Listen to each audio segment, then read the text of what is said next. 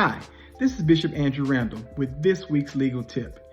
If you're a fan of hip hop or you were paying attention to the certain performance at halftime in a recent game, then you perhaps have become familiar with the term called defamation.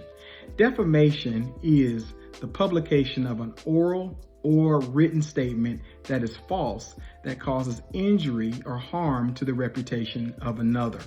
The question then arises, can a pastor be sued for defamation if he or she ever makes statements?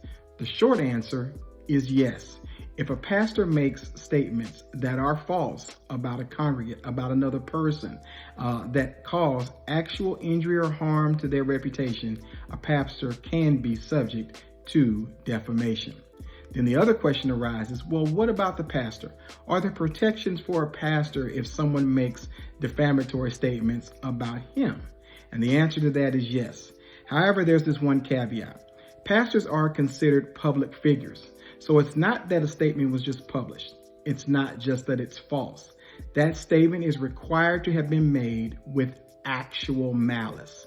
What that means is not that the statement is false, but that the person making the statement had to know it was false or either operate with a reckless disregard for the truth.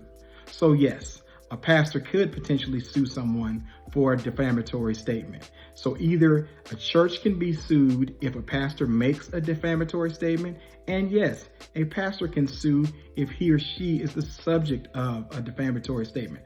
But because we're public figures, in the words of someone else, they're not like us.